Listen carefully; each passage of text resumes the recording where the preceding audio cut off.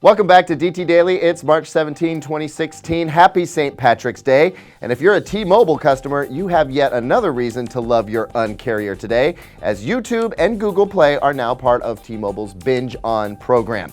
If you aren't familiar, Binge-on allows T-Mobile wireless customers to watch all the online video they want from sites like Netflix, Amazon, and Hulu without it touching their data plan. But when it was announced last November, there was a conspicuous lack of YouTube participation. And considering YouTube is like kind of a popular online video site, that seemed like a big omission.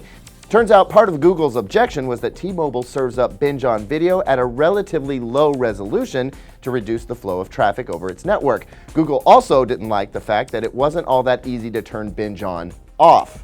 So T-Mobile agreed to Google's request for a more transparent Binge-on interface, and now YouTube and Google Play are on board. And that's especially great news for parents of kids who spend the lion's share of their screen time on their phone or tablet and are often not near a Wi-Fi network.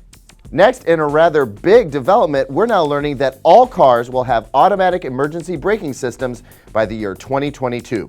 Yesterday, U.S. Transportation Secretary Anthony Foxx announced that 20 automakers are on board with the plan, saying that these systems that detect an imminent crash and slam on the car's brakes automatically will help prevent thousands of crashes and save lives. There are several car models on the road today that already have these systems, but now that auto emergency braking will be standard, like seatbelts and airbags, hopefully we'll see an improvement in safety, especially since we live in an age of distracted driving, where texting and other smartphone usage by drivers is held responsible for an increasing number of traffic accidents, injuries, and deaths. It is estimated by the Insurance Institute for Highway Safety that this new standard will help prevent 28,000 crashes and 12,000 injuries. But what about this? What about all the cars on the road that don't have the automatic braking systems and can't stop as fast as those that do? What does that mean for the roadways? Finally, it's safe to say that Apple's days of being known as a company whose products are immune to malware attacks are officially over. Just a few days after malware successfully infected Mac computers for the first time, comes news from Palo Alto Networks that a new piece of malware is infiltrating non-jailbroken iPhones. The exploit is called Ace Deceiver.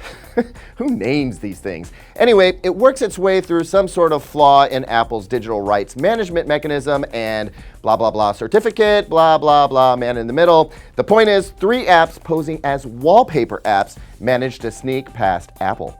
And even though Apple removed the nasty software from the App Store, it's still a problem thanks to something called a novel attack vector, which sounds like code for we outsmarted Apple. At any rate, the takeaway here is that not even the great and almighty powerful Apple is immune to attack by malicious people. So it's probably a good idea to be extra sure that app you're about to download is legit and safe. That's it for DT Daily today. Thanks for watching. We'll see you right back here tomorrow.